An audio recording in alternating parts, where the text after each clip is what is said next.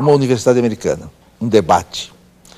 Como a gente se sente bem quando um brasileiro está no debate e fala coisas que é um pensamento coletivo. É uma coisa tão bonita que ele falou que nós vamos repetir aqui. Ele é Cristóvão Buarque, ele não está sendo entrevistado.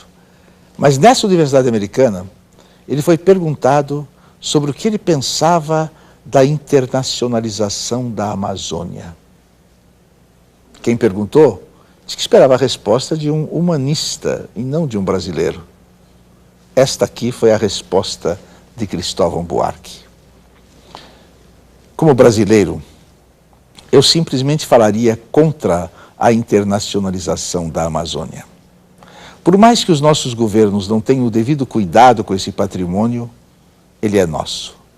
Como humanista, sentindo o risco da degradação ambiental que sofre a Amazônia, eu posso imaginar a sua internacionalização como também de tudo mais que tem importância para a humanidade.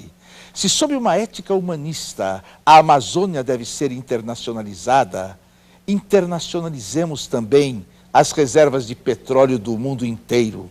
O petróleo é tão importante para o bem-estar da humanidade quanto a Amazônia para o nosso futuro.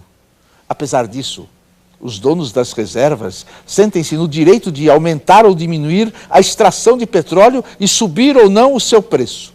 Da mesma forma, o capital financeiro dos países ricos deveria ser internacionalizado.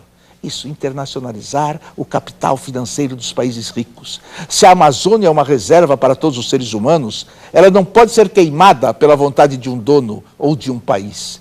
Queimar a Amazônia é tão grave quanto o desemprego provocado pelas decisões arbitrárias dos especuladores globais.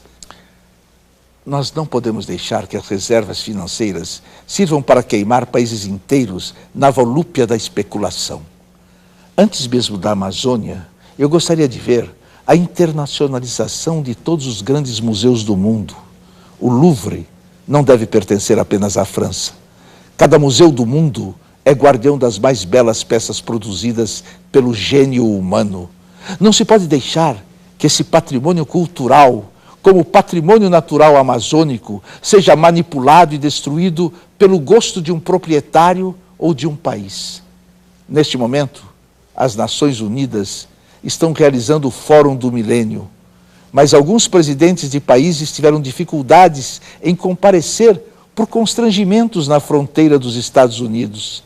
Por isso, eu acho que Nova York, como sede das Nações Unidas, deve ser internacionalizada.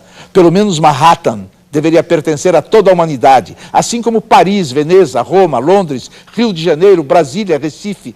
Cada cidade com sua beleza específica, sua história do mundo, deveria pertencer ao mundo inteiro. Se os Estados Unidos querem internacionalizar a Amazônia pelo risco de deixá-la nas mãos de brasileiros, internacionalizemos todos os arsenais nucleares dos Estados Unidos. Até porque eles já demonstraram que são capazes de usar essas armas, provocando uma destruição milhares de vezes maior do que as lamentáveis queimadas feitas nas florestas do Brasil. Nos seus debates, os candidatos à presidência dos Estados Unidos têm defendido a ideia de internacionalizar as reservas florestais do mundo em troca da dívida. Comecemos usando essa dívida para garantir que cada criança do mundo tenha a possibilidade de comer e de ir à escola. Internacionalizemos as crianças, tratando todas elas como patrimônio que merece cuidados do mundo inteiro, ainda mais do que merece a Amazônia. Quando os dirigentes tratarem as crianças pobres do mundo como um patrimônio da humanidade, eles não deixarão que elas trabalhem quando deveriam estudar, ou que morram quando deveriam viver.